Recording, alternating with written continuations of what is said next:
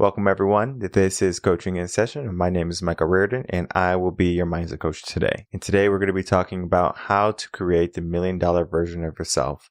Now, the $1 million version of yourself is not going to be simply talking about your $1 million evaluation. So that means we are not going to say, well, are you worth $1 million, right? We're not going to calculate all of your assets and then detract from your debts and things that you owe. We're just going to say, well, the $1 million you can be whatever you want it to be. For example, you might have heard of the saying, I feel like $1 million, or that massage made me feel like $1 million, or that vacation makes me feel like $1 million, right? We can feel like $1 million and we might not have $1 million. But before we dive into $1 million, let's talk about the concept of $1 million. Here in the West, we talk about $1 million as the goal. And the reason why we do that is because that's like the American dream type of thing, right? We want a house with white picket fence, dog, cat, things like that. Now, the white picket fence has changed over the years and people have become more modern. And so they have different types of fences and things like that. So they might not want the white picket fence, but the same aspect to the American dream is still going to be there. Now, one of the things that many people aspire to be is because $1 million at one point was something like, oh my God, if I had $1 million, it would change my life. We all strive to get that $1 million lifestyle, that $1 million banknote, whatever it is. But even though we aspire to have it, not everyone's going to be able to attain it. And the reason why is because they're going to be lacking in these areas that I'm going to be talking about today. Because today I'm going to be breaking down my most recent blog, the tune-up series, how to create that $1 million you.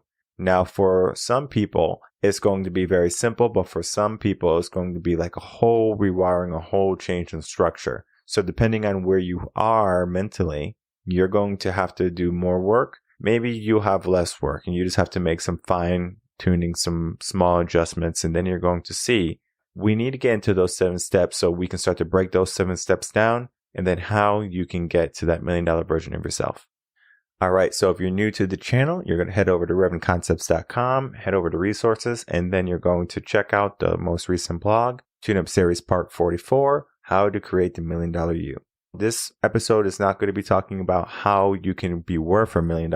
If you want that, you're going to have to go to revenconcepts.com, go to the membership tab. You can either go to the About Me for that, go to our coaching, and you can go there, or you can go revenconcepts.com/memberships. So from there, you can get career coaching and we can get you to that dollar value that you're looking for. But beyond that, right, this $1 million version of ourselves that we're going to be talking about today is going to be separated into 7 different steps.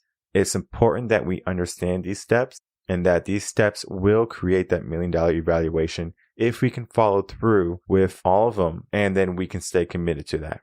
I don't know anyone who has given every ounce of themselves toward their mission, their goal, their purpose, and has come out at the end with a failure. Now, I'm not saying that you don't give everything into a business and your business falls under whatever. We have a choice to make when we lose everything. We can either get back up or we can just say, well, we failed, right? So it's 2 aspects, right? For the people who get back up and they keep on pushing, as long as they're pushing in the right way, because sometimes you're pushing against a wall that is not going to lead to anything. So we have to make sure we can do a pivot if we are in the wrong areas. So without that aspect though, creating the $1 million version of yourself is going to be important. And we have to understand about these 7 steps that I'm going to be talking about right now. So the path to your $1 million self is going to be very simple, right? Number 1, who do you surround yourself with? Number 2, how do you talk to yourself and others? Number 3, how do you look to others and how do you perceive how you look? Number 4, what positive habits do you have? Number 5, what vices do you have? Number 6, what would you like to see more in the world? And number 7, how do you create meaning? So these 7 steps I'm going to be breaking down today, and we're going to be talking about how we can adjust these steps for our life. And then once we adjust them, how close will we be to that $1 million self? Because just because you know these steps, it doesn't mean that you have implemented these steps, right? You might think in certain areas of your life like, oh, I'm doing this or this is okay. Everything we do has a meaning, has a purpose, and is going to have an effect on our today or tomorrow and going on, right? There's no way around these 7 steps. And these 7 steps are all going to be tying into not only ourselves, but the evaluation later on. So the first step that we're going to be talking about is step number 1. Who do you surround yourself with? Denzel Washington said this quite often. If you surround yourself with 9 broke people, you're going to be the 10th. If you surround yourself with 9 successful people, you're going to be the 10th. Now, we do have to be aware of who we surround ourselves with. That includes our relationships, our careers, our friends, family. All of those are going to play a pivotal role in who we surround ourselves with. We can have family members who are toxic. We can have partners who are not benefiting us. Just because they're there doesn't mean that's their role. Not saying that you should just go find a toxic partner and put up with them. Understand that sometimes the people that you love the most might not be for you or for what you're doing. So you do have to be, brave enough to go out and to do what you have to do by yourself, not need anyone. But then understand there are going to be people out there who want good for you, who are going to help you, who are going to guide you, who are going to hold you accountable. You're going to need a coach. You're going to need a mentor. You're going to need a mastermind group. You're going to need something in order to make sure you surround yourself with good, strong, positive people.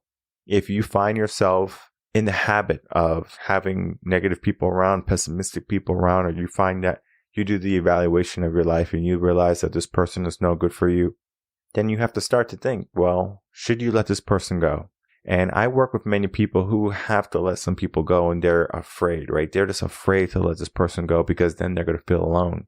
And no human wants to feel alone. Now, you should get strong enough so you don't feel alone. Or if you are alone, you're not lonely. There's a whole aspect to finding the power in being alone. Solitude can create some of your best visions and give you the best motivation and determination to go on. However, we do need people in order to survive, right? Community plays a big role. So understanding who you surround yourself with. For example, I was recently invited to tour a country club that's local to me. And they saw my business, they saw what I was doing, and they said, we would love to have you here. Now, of course, I'm going to go and I'm just going to check it out, do a walkthrough, see if it's anything that I would want to participate in. I'm not all hoity-toity and things like that and say, oh, I'm in a country club and things like that. I don't need that. I would rather just surround myself with good, strong, positive people. And then people, of course, ask what you do. And I say, well, I'm a mindset coach. I do life coaching work and career coaching, leadership development. And they're like, oh, wow, well, I have a company and I'm going to need someone like you, right? So I'm in the right place at the right time, or I'm just in the right place. I'm surrounding myself with people who are business-minded, who are savvy, who are maybe entrepreneurs. Those people I'm surrounding myself with, right? I'm surrounding myself with winners, right? People who have good mentalities. I'm not going to the local bar, the local pub, hanging around everyone who got out from their 9 to 5 and they're drinking themselves stupid, all right? So knowing who you surround yourself with is important. Because if you surround yourself with the wrong people, you're going to get those wrong results. So we want the right results. So we have to make sure we know who we surround ourselves with and make adjustments if you're surrounding yourself with the wrong people. Now, number 2, we're going to be looking at how do you talk to yourself and others? There was a study done, and I have talked about this before on the podcast, is how our words have power. I can say something negative to a person, or I can say something positive to a person. Those negative words, even though they might not be true, right? I might say, you're so stupid. You're not worth anything, right? If I say something like that to someone, let's say like a partner, do you think my partner's going to be all happy and cheery and optimistic for the relationship? Probably not. It's going to be that negative type of relationship. My relationship, we're not allowed to use swear words to each other. It makes no sense. I don't even really swear. I think the only time I swear is like if I'm like in a bad mood, and that's very, very rare. And I'm like, the son of a B word, or like, I can't believe this S word. I don't typically say the F word because that's just too powerful. And this is only like when I'm driving. And I'm like, look, but I typically say like, wow, this person, I'm not mad at you, but I can't believe you didn't use your signal light. Like, come on, really? Like, that's the only time it's not even road rage. So either way, moving on past that, how do I talk to others and how do you talk to yourself? Things like that is important because our words have power. So negative words are going to hurt more and have a longer effect. Think of it as a negative debuff. If you're more positive, it's going to have a positive buff. But the problem with negative debuffs is that they last 30 minutes and positive buffs are only going to last 10. So it's about 3 times as long. So if we're negative, we're going to be out of the game 3 times longer than if we were in the positive sense. I recommend that if you are practicing positive self-talk, look in the mirror, right? Tell yourself, yes, you can do this, right? You're capable, right? Don't lie to yourself. If you're obese, don't say you're big and beautiful. Say you're big and you need to lose some weight, all right? There is things that need to be done, and we're not in the world of lying to ourselves or making excuses. I'm not saying you're not beautiful, but understand you have to get to better health, because the health is a vice, right? You being in bad shape is not a good thing. We need to get to good health so we can get more energy, so we can take more actions. The $1 million you is not out of shape. The $1 million you is in shape to a degree, all right? I don't want you to feel like in shape is like what society says. It's not the supermodels. It's not the Mr. Olympians and the 6-pack abs and all the muscles and stuff like that. It is not that. Your health or your physique is up to you. But you do have to understand that every pound you have over your regulated weight, meaning, for example, if you're a certain height and age and sex, that right there is going to say something about how much you should be weighing. And if you are exorbitantly over that weight by like 10, 15 pounds, maybe start to figure out, well, why are you overweight? For me, if I do BMI, I'm overweight for the reason being is because I have a lot of muscle mass. But if I didn't have any muscle mass, guess what? I would probably be exactly where I'm supposed to be. Maybe I might gain a little bit of muscle mass and things like that. But you have to figure out, why are you that? If you don't have any muscle mass and you're 50 pounds overweight, maybe you need to do some type of training or get some type of nutritionist to help you on that journey. It's important that you know what you're doing, all right? And so knowing how you talk to yourself and others, when you look in that mirror, how do you look to yourself? When you talk to yourself or other people talk to you, how are they talking to you, right? It's important that that happens. I live here in Texas, and it's very important for me that I am friendly and I'm caring. And that goes into our third step. And that is, how do you look to others and how do you perceive how you look? I come from Connecticut. In Connecticut, the way I like to explain nutmeggers, which are Connecticut people, is that everyone in Connecticut is like in a little bubble, right? They just live in a little bubble. If you go to Starbucks, for example, in Connecticut, you're not allowed to talk to other people, right? So, for example, if someone's in a conversation and you overhear it, you can't say, hey, I overheard your conversation. Can I join you? You're going to get the dirtiest looks you have ever seen in your life if you did that. Here in Texas, it's common.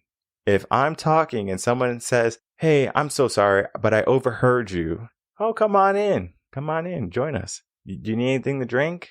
All right, cool. Here's my number. Call me later. That's Texas, right? So there's a different type of mentality here, different type of people. So for me, when I learned a different type of people that were from Connecticut and Texas, I said, I have to come live in Texas because the people are just so friendly. And again, number one, surrounding yourself with good people, right? Know who you're surrounding yourself with. And I said, I would rather surround myself with people who are positive and uplifting rather than in their own little bubble. And then how do people look at each other, right? Here in Texas, we look at people and everyone's friendly. I was just out with my son and my wife the other day, and we were just going shopping here and there. And all the looks that we got were love, affection. How are you doing today, sir? And I treated them the same. Thank you, sir, for your help. Didn't matter about color, because I didn't see any color folks. But every single person that I talked to and I spoke with treated me with respect, treated my son with respect, treated my wife with respect. And that was just a normal day here. Now, I know there's some areas, like you go to Mississippi, things like that. I might get, oh, you must be in the wrong place, boy. Yeah, I might get one of those, but it's not going to affect me, right? So what if I'm in the wrong place? I could be wherever I want. That's my mindset, though.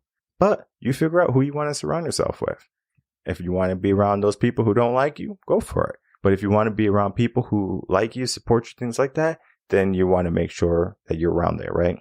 So it's important. How do you look to others, right? So they see me as maybe a family man, maybe tall, maybe in shape, well put together. That is what they see, right? That's what I want them to see. I don't want them to see some bum, some delinquent that they're like, oh, let me lock my doors when they see me, right? Not saying that people can't be prejudiced, right? People can be as prejudiced as they want. But at the end of the day, that's on them, right? And that leads us into number 4, right? what positive habits do we have? Now, positive habits could be our actions toward people. For example, a positive habit I like to do is I like to hold the door open for people.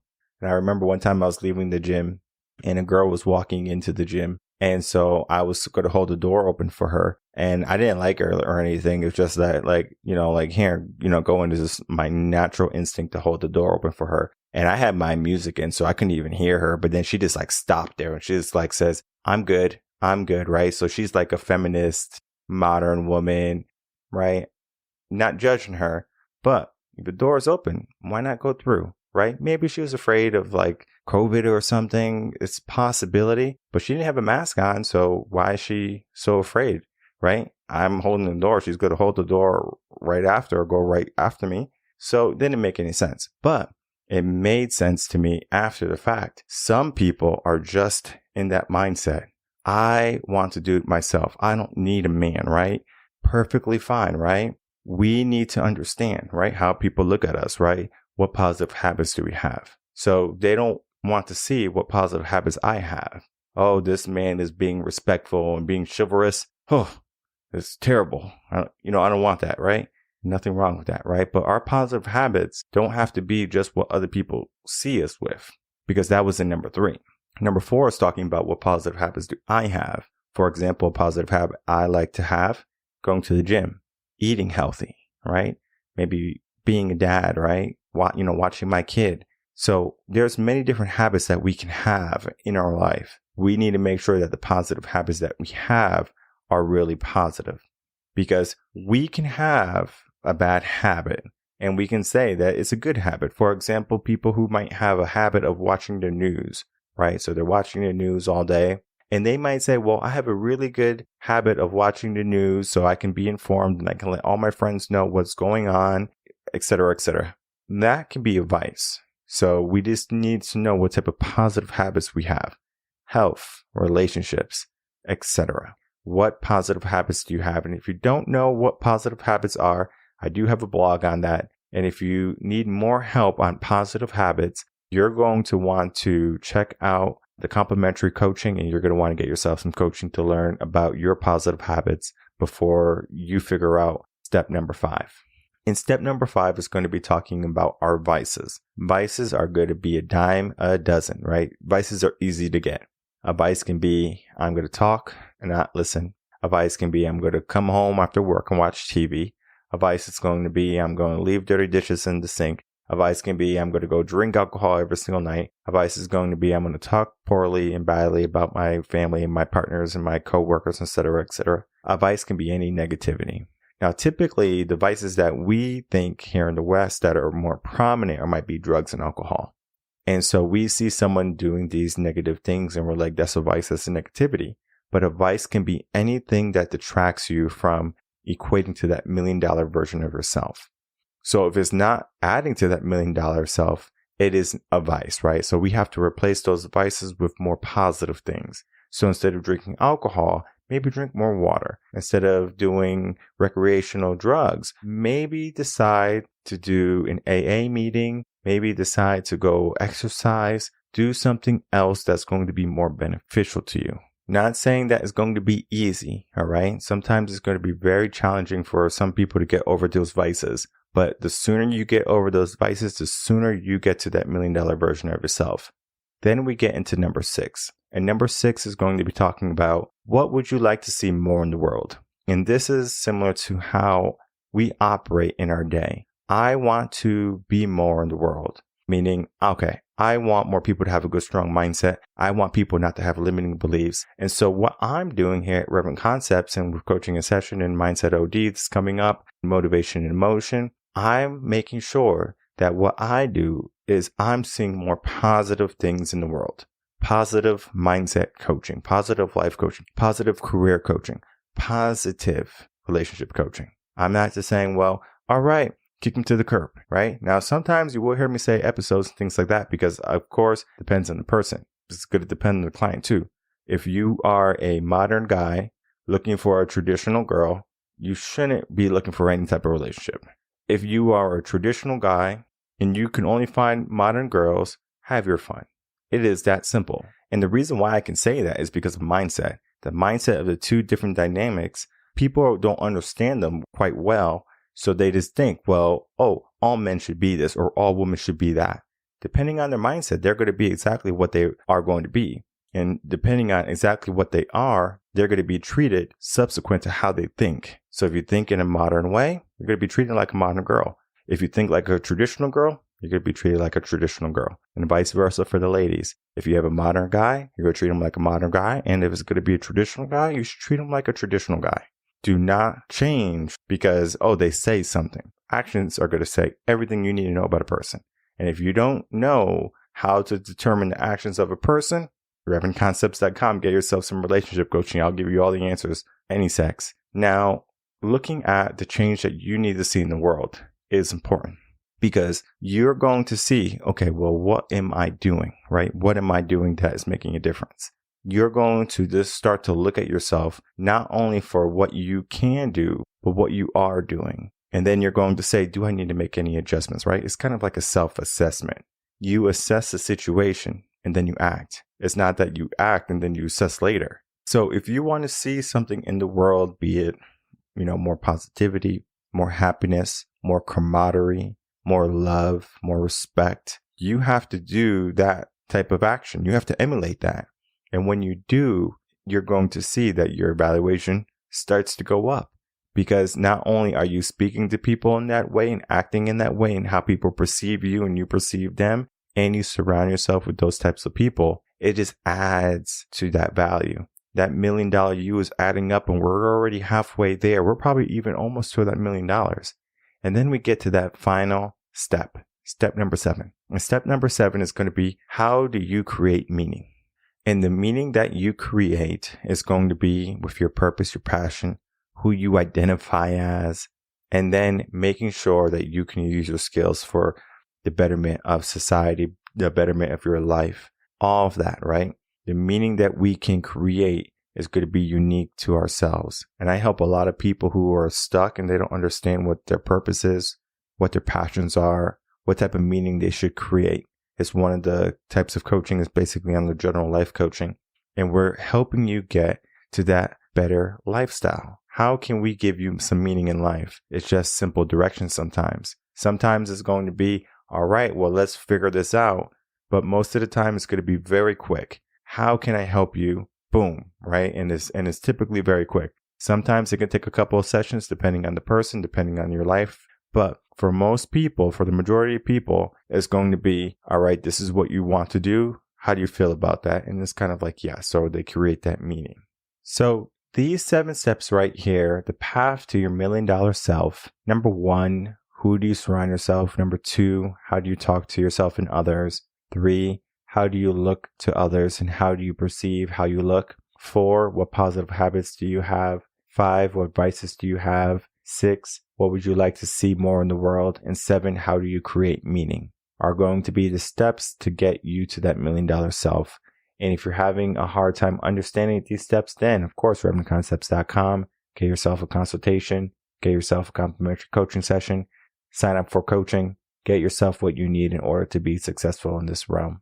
So I just broke down the 7 steps that are going to be necessary for you to reach that $1 million self. Now that $1 million self is going to eventually equate to greater wealth in your life. So think of it like a compound effect thing. If you can follow all 7 steps and all 7 steps are going to be like, let's say in the green, then you're going to see everything else in your life starts to change. There's going to be different habits and there's going to be different things that we have to look at too, because you can be positive and green and all those different things. But if you're not taking the right actions, then you're not going to get the right results. So it's important that you get the right results and then understand that this is not entitlement, right? Just following these steps is not going to say, well, I should get it, right? Because I followed these 7 steps. No. Mindset is about understanding that your mind is in a good, strong place right now, right? You're optimistic in the sense, but just because you're optimistic, it doesn't mean that negativities won't happen in your life. We can't control grief. We can't control trauma. We can't control other people, but we can control how we think, feel, and act. So depending on your current mindset or where you are, your evaluation might be different. Maybe right now you're not $1 million you. Maybe right now you're a $250,000 you. And there's nothing wrong with being that person. But understand, we do want to get to that feeling of, I feel like $1 million and you mean it. And you can always achieve that. It's important that you realize that the $1 million self you is just the highest potential you. You might have heard life coaches and people say, reach your fullest potential, right? Reach your desired place in the world, right? That's just your $1 million self. How do you feel when everything is going good? How do you feel when you show up?